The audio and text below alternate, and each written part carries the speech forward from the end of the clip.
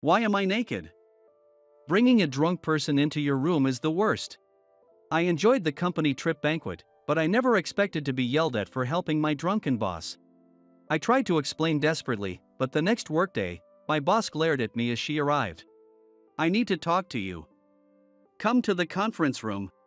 I gulped nervously. That look on her face didn't promise a pleasant conversation. When I steeled myself and headed to the conference room, she locked the door and cornered me against the wall. Hey, did you like my... What? My name is Alex. I'm just an ordinary office worker.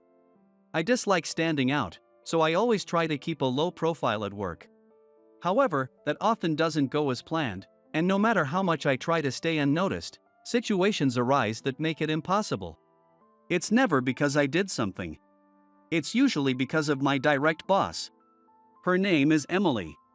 I'm basically her right-hand man, doing everything she needs. I don't mind the work itself at all, but there's something else that worries me every day. When I first started working under her, I thought she was incredibly competent.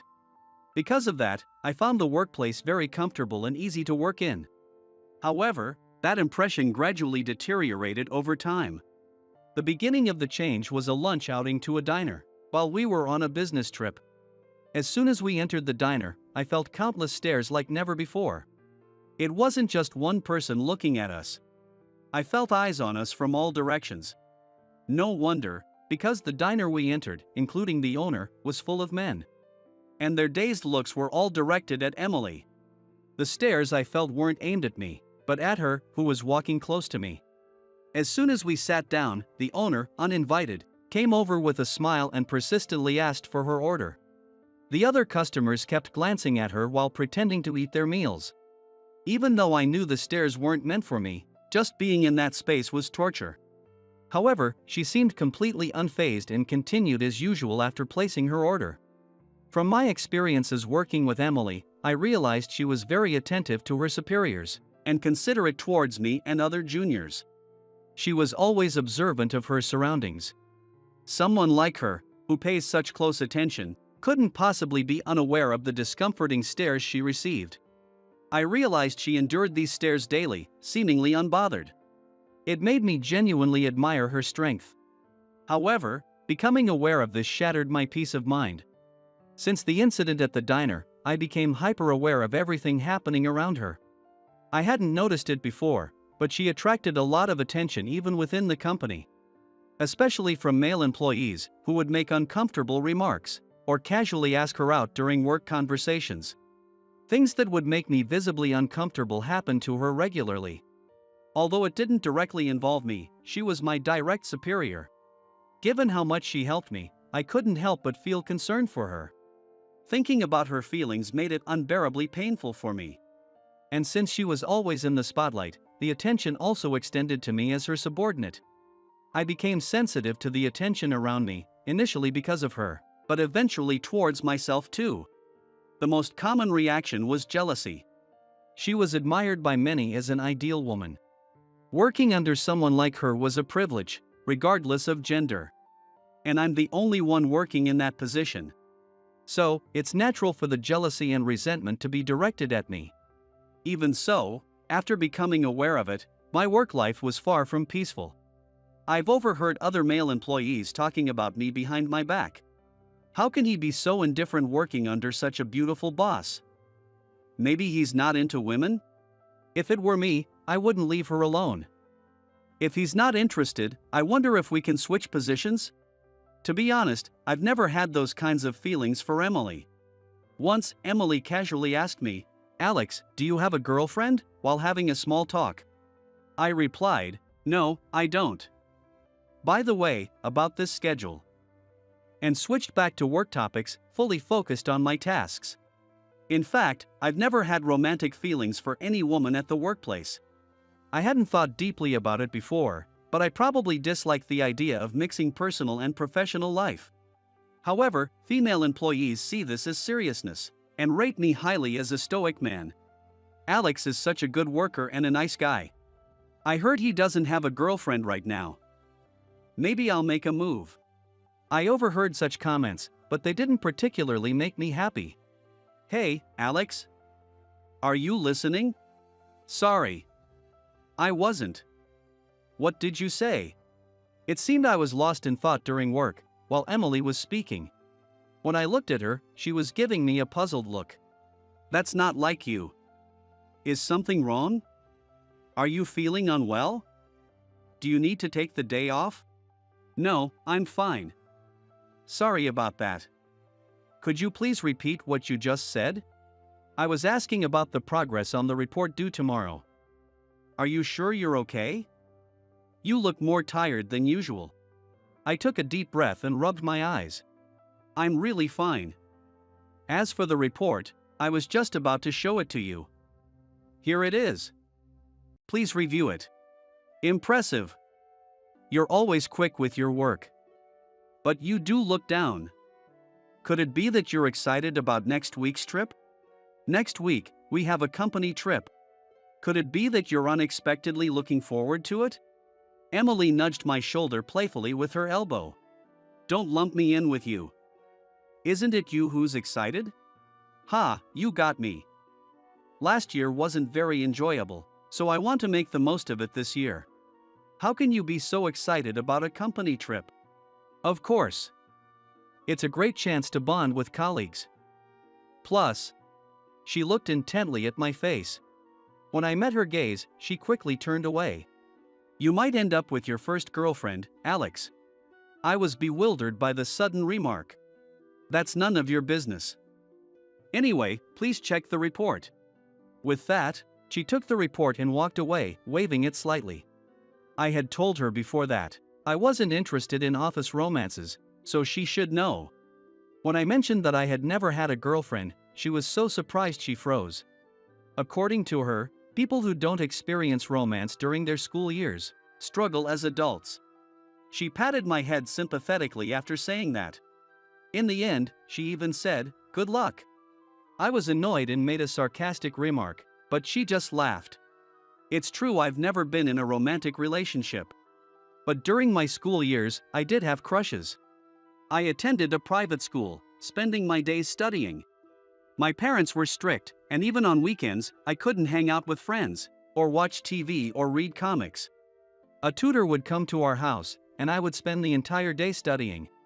It felt a bit restrictive, but I worked hard to see the joy on my parents' faces when I got good grades. Perhaps because I had worked so hard or because my parents were worried about me, who showed no interest in anything but studying. They told me I could go to any college I wanted and pursue my own interests. Seizing this opportunity, I decided to interact with various people and enrolled in a college I wanted to attend, even though its academic reputation was a bit lower. However, what awaited me there was the inevitable challenge of communication. Having devoted my entire life to studying through elementary, middle, and high school, I found it difficult to converse with others.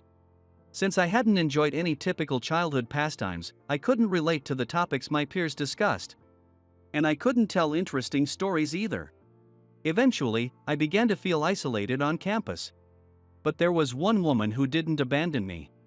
She was a somewhat rebellious girl from the same department. Her personality was open and friendly to everyone, and I was no exception. Even though I couldn't speak well, she would laugh at my attempts and talk to me about various things. Having someone treat me this way was a first time for me, and I gradually found myself attracted to her. This was my first love. We were in the same school activity, which gave us more opportunities to talk. Feeling increasingly drawn to her, I confessed my feelings impulsively. But it was so sudden that she looked a bit troubled and said, "I need some time to think about it." I wondered if I had messed up, but I held on to some hope since she didn't outright reject me. However, as I anxiously waited for her response, I overheard her talking with her friends about me. "Hey, you know Alex from our department?" "Oh yeah, that guy?" "Yeah, he totally has a crush on you, right?" "Actually, he confessed to me." "No way. You should date him." "Haha, no way. He's such a nerd." I never realized she thought of me that way behind my back. I was mortified and deeply shocked that I had been so naive. I ran away from the scene.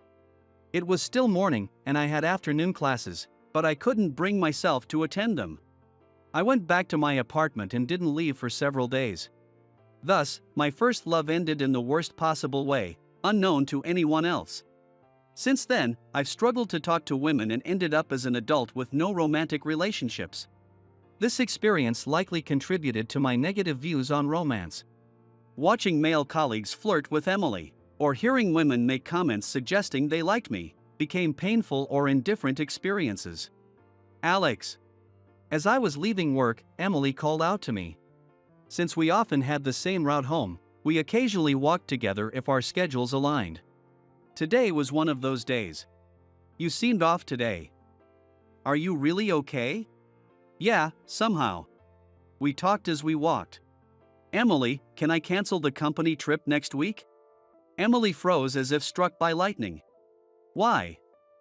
We agreed to make the most of it. The day the trip was announced, I had been unsure about going. At that time, I shared my bitter college story with her, seeking advice. That must have been tough.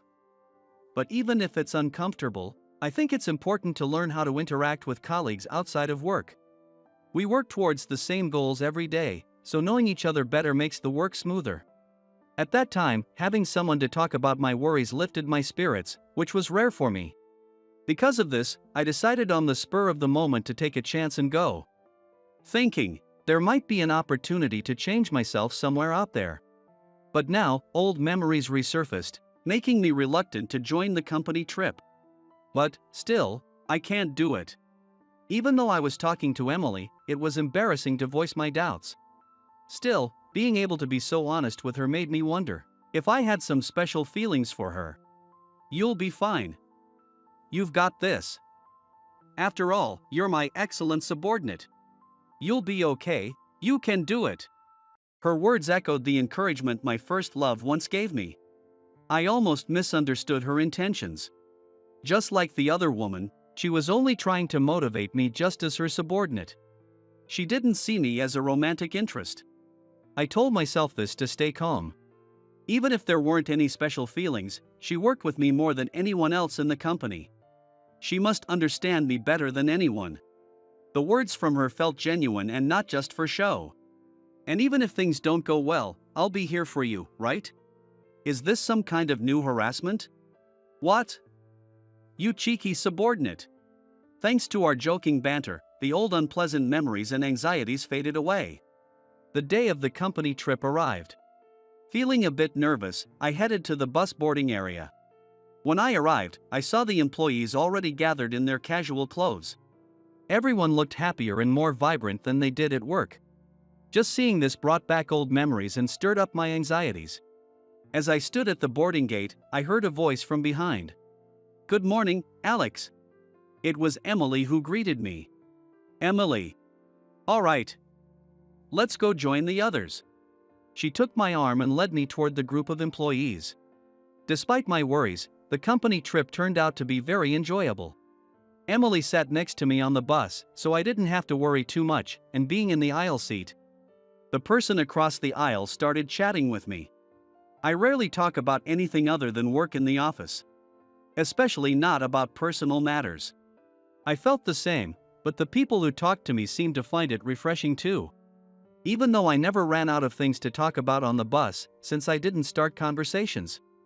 The time I spent talking to each person felt short. While it was fun to talk to people I usually don't, I also realized how bad I am at communication. By the time we got off the bus, I had managed to break the ice with a few colleagues. Alex, you're a great listener and so kind. I was happy to receive such compliments. But at the same time, I regretted not being able to communicate better back in my school days, thinking I might have enjoyed those times more. When I felt overwhelmed by this regret, Emily patted my shoulder and said, "It's all good," with a big smile. Her smile cleared away the fog in my heart. After that, we spent the day sightseeing and having lunch in small groups, much like a school trip. Of course, I was in the same group with Emily. Aside from Emily and me, I didn't know how the groups were formed, but the guys in our group were as clingy to Emily as ever. Still, she treated them the same as she did in the office. While Emily and the clingy guys walked ahead, I walked behind with another female colleague. Naturally, I hadn't spoken to her before either. It seemed she wasn't the type to initiate conversations either. So, we mostly remained silent, but we managed to have some halting conversations. And I felt like I gained a bit of confidence in starting conversations myself. After sightseeing, our group headed to the inn, where we would stay for the night. It wasn't luxurious, but it seemed each of us had our own room. Since I rarely spend time in large groups, I was exhausted from the day's activities. For me, finally being alone in my room felt like the only place I could truly relax. I brought my luggage into the room, took a deep breath, and stared blankly at the ceiling. This company trip was a one-night, two-day event. I felt relieved of the fact that I had gotten through half of it without incident. Then, I heard a knock on my door. Yes? Alex? Are you there? It was Emily calling from outside my door. I opened the door and invited her in. I see, this room isn't any different from mine. Oh, Emily, your room is on the third floor, right? I started a conversation with her. Yes, and guess what? It's right above this room, she said with a grin, pointing to the ceiling. What's with that look? She moved closer, peering into my face. Did you imagine something weird? No way. I wouldn't think that about you, Emily. Oh. Too bad, she said, heading back to the door. Wait, Emily? I wanted to ask what she meant by too bad, but she was already out in the hallway. For a moment, I was stunned. From behind, I could see her neck exposed by her t-shirt. Emily usually wore her long hair down and high-neck tops at work, so no one had seen the back of her neck. But on this trip, while her hair was still down, her pale, beautiful neck stood out more. Emily had fair skin that was incredibly smooth, like porcelain. That smooth skin extended to her neck, but I thought I noticed an even whiter area, just below the nape of her neck. Well, the banquet starts soon. Don't be late, okay? She said before leaving my room. I didn't get a good look, but there was definitely a white spot. It piqued my curiosity, but I figured it was just some kind of decoration on her clothing, so I tried not to think about it too much. A few minutes later, as Emily had instructed, I headed to the banquet hall on the first floor. There, the company trip participants gathered for a banquet. Employees who had once aimed to be comedians, or were known for their singing, took to the stage to entertain everyone. Before long, the alcohol began to take effect, and the banquet turned into a lively party. Although I rarely drink, I found myself pleasantly tipsy after about an hour, despite the lively atmosphere. I tried to chat with the person next to me, but my words were often drowned out by the surrounding noise. Across from me, more and more men gathered around Emily. A proposal competition had started, and Emily, looking a bit puzzled, laughed at the men's ridiculous proposals.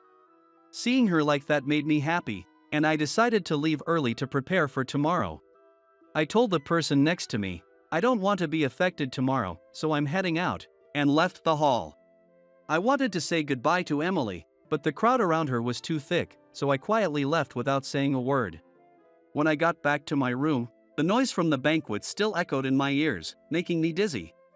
Although I felt like I had enjoyed myself in the moment, I still wasn't entirely satisfied with my experience. Banquets are supposed to be fun, and that's enough, I thought. Still, thoughts like, if only I could drink and talk like everyone else. And if only I could talk more, began to swell in my quiet mind. Might as well go to bed, I muttered to myself as I sat on the bed and started getting ready to sleep, when I heard a knock on the door. Wondering who it could be, I got up from the bed and walked to the door. Hey, open up. It was Emily knocking on my door. From her voice, it was clear she was quite drunk. Her voice was so different from her usual self that I got a bit worried and quickly opened the door. Sure enough, she had been leaning against the door and almost fell into my room as soon as I opened it. I hurriedly caught her to support her. Are you okay? You're really drunk. Her clothes was slightly disheveled from the drinking. As I helped adjust her clothes, she looked at me. Hee, I got so drunk, Alex. Everyone made me drink so much. Were you okay getting here by yourself? Yeah, everyone was being so persistent, so I told them I was going to the restroom and escaped. Her face was more flushed than usual due to the alcohol, and she looked even more alluring. As I was getting flustered by her unexpected charm, her expression suddenly changed, and her face grew pale. Ah! I feel a bit sick. Sensing something bad, I quickly took her to the bathroom in my room. And my bad feeling was spot on. She vomited until her stomach was empty. After a while, she seemed to calm down. Exhausted from throwing up, she slumped to the floor. "Emily, are you okay?" I asked, and she replied in a faint voice. Then suddenly, she stood up and turned to look at me. "Are you okay?" She smiled warmly, despite her still pale face, as if she was trying to hide her discomfort. "I'm fine now." But her face was still pale, and she seemed to be holding back the nausea. I helped her sit on my bed and handed her a bottle of water from the fridge. She took the bottle, drank some water, and took a deep breath. Gradually, her color returned. "Ah, I feel much better now. Thank you, Alex. And sorry for the unpleasant scene." "It's okay. If I hadn't helped, my room might have been covered in your vomit. That would have been embarrassing for me as your boss." "So, did you manage to talk to a lot of people today?" "More than usual." "From the look on your face, not much, huh? You really should talk more with everyone. You're quite popular, you know." "I'm not sure about being popular, but I do think I should talk more. And really, everyone else should be more attentive. They have no idea how great you are, letting you sit alone like that." Emily?" Emily's behavior seemed a bit off. "Because I'm your boss. You're good at your job and a nice guy. I want you to get along with everyone." Her speech was becoming more and more like a typical drunk. "Yes. I'm glad to hear that. But for now, maybe you should head back to your room." I tried to encourage her, but she wrapped her arms around my neck and pulled me closer. "You're my pride and joy, Alex." She began praising me cheerfully as if her drunkenness had returned. Even though she was drunk, it felt good to be complimented. Just as I was about to thank her, she suddenly seemed satisfied after saying everything she wanted to, and said, "I'm so sleepy," as she started to undress. "Hey, wait. Emily. This isn't your room." I tried to stop her, but she managed to slip off her clothes and innerwear, ending up in just her underwear. Moreover, she reached behind her to unclasp her bra, saying, "This is so uncomfortable," trying to remove it. Realizing this was serious, I grabbed her hands just in time to stop her. I sighed with relief, but before me was her beautiful body. Even though in her suit, I thought she had a great figure, but seeing her in person made it even more evident. At the same time, I noticed her secret. She had a large, white birthmark running down her back. It extended from below the nape of her neck. What I saw earlier wasn't my imagination. Unconcerned, she mumbled, "Bed," and collapsed onto my bed, falling asleep immediately. At least the damage was limited to her upper body. Watching her sleep peacefully with soft breaths, I felt a sense of relief and gently draped the top part of her clothes over her. I then sat down beside the bed and started researching the white mark on her back using my phone. What I found was a condition called vitiligo. This condition causes the cells that produce skin color to diminish, resulting in white patches on various parts of the body. Although it doesn't cause pain or itching, many people with it feel self-conscious about their appearance. So, she wore high-necked clothing to hide it. The fact that she hides it suggests that she's self-conscious about it. Having a different appearance from others must be challenging.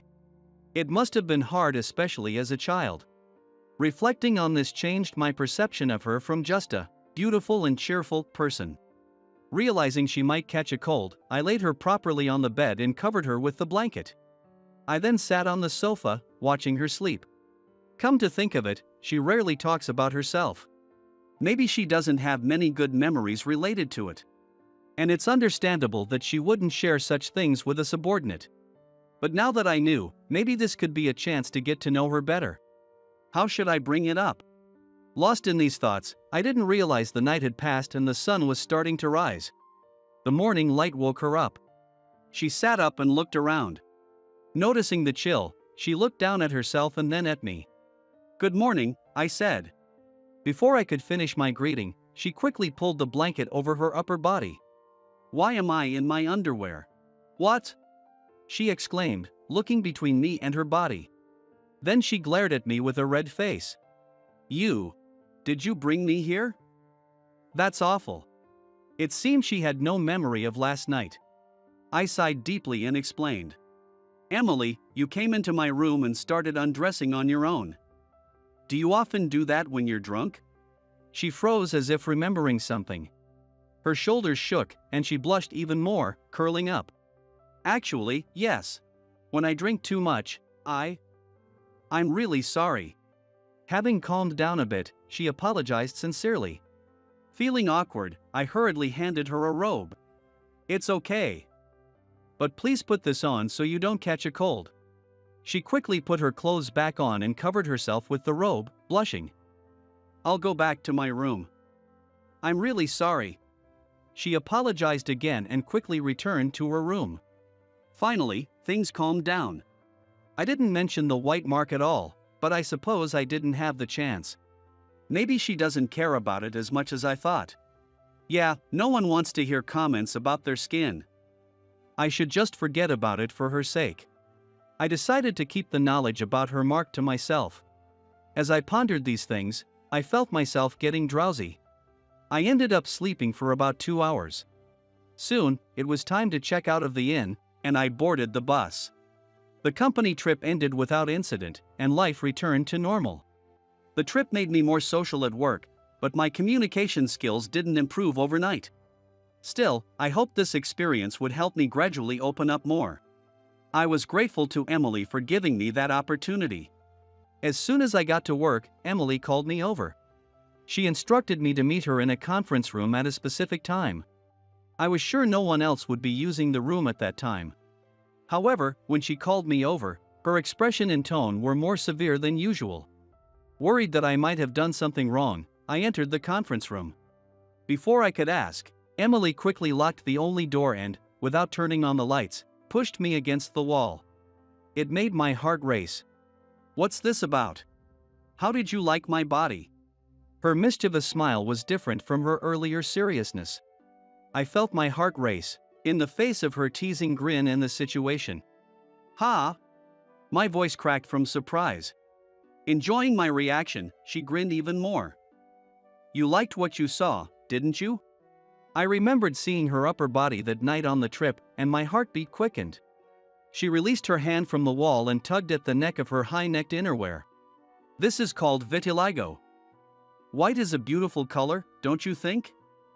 I think it's not so bad. Or do you think it's strange? Hearing this, I felt a weight lift from my shoulders and slumped to the floor. Hey, are you okay? Yes, I'm fine. It's not strange at all. I just didn't know about vitiligo. I didn't realize it was caused by a lack of pigment cells. She seemed surprised by my response, her eyes widening. Wait, you looked it up? Of course. I was curious. You're my respected boss, after all. Hearing this, she sat down next to me, her eyes at the same level as mine. I noticed her eyes were moist. I didn't understand why she was crying. Is something wrong? No, nothing. Thank you for thinking about me. I guess I made you worry. Also, sorry for undressing. I'm a terrible boss. Not at all. Even with that, you're still a respected boss. Anne, you were really beautiful. I hesitated to say that, but it slipped out. Her face turned red at my words. You didn't need to say that. After that, she opened up about the mark on her back. Earlier, she had put on a brave face and said those things, but it was clear she had struggled a lot in the past. Her birthmark had become a source of insecurity, and she kept it hidden. You're the first person outside my family to see this mark, and I didn't know what you'd think. Wait, Emily, you've never had a boyfriend before? My voice grew louder in surprise. I quickly glanced at the door to make sure no one was there, then looked back at her. Blushing, she shook her head. Well, it's not like you've ever had one either, right, Alex? Why are you trying to compete with me on this? I'm not competing. It's just a waste since you're popular. Same goes for you, Emily. But if I showed someone my back, they'd probably be turned off. They wouldn't be. Honestly, it's beautiful. There you go again, saying things without any shame. An awkward silence fell between us. After a while, Emily spoke up. Hey. If you don't mind, I'd like to say this. Since we're both inexperienced in relationships, why don't we try dating? We won't judge each other for not knowing anything. I looked up at her, surprised by the unexpected proposal. Her face was even redder than before. Are you sure? Even someone like me, who has no special skills and is terrible at conversation. Are you really okay with that? She looked straight into my eyes with a serious expression and said, I'm not saying it's okay just for the sake of it. When you saw my back, you didn't flinch. Instead, you called it beautiful. That made me so happy. I've always admired your ability to see people without prejudice. And I like you, Alex. Having said this, she looked down, clearly embarrassed.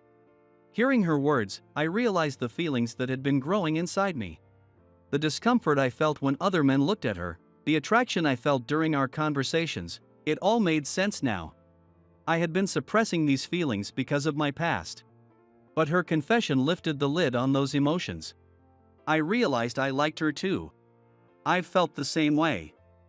Emily, you've always extended a hand to someone like me, who struggles with communication. I admire your kindness and your ability to treat everyone without prejudice. Plus, you're beautiful.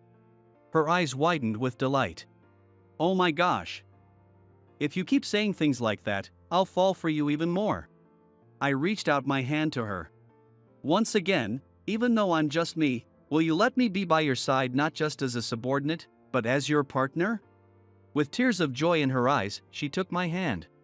Although we started off awkwardly, even struggling to hold hands at first, we gradually went on more dates and grew closer. At work, thanks to her, I became more comfortable talking to both men and women. Apparently, my reputation improved as well. According to Emily, I became someone the women especially admired. I wish you had stayed less sociable. And you, Emily, get approached by too many men. I wish you'd hide that beautiful face a bit more. She turned away, embarrassed. Spending time with me seemed to boost her confidence a bit. She said, I'm still a bit self-conscious about wearing a swimsuit in front of the opposite sex. But I think I could manage a women-only hot spring. Showing a more positive attitude towards her insecurities. Together, we faced our insecurities and worked toward overcoming them. Several years have passed since we started dating. Now, we are at our wedding venue. Having started as an office romance, our wedding was celebrated by many people. After the ceremony, I took in the sight of her in her wedding dress. Her back, which she had once considered a flaw, was exposed, showing the beautiful mark and her smooth skin. I'm sorry for having this body. But I'll do my best to make you happy. What are you talking about? Your mark is beautiful. And making you happy is supposed to be my line. Saying this, she hugged me with a radiant smile. I embraced her in return. In my heart, I vowed, I will do my best for her, forever.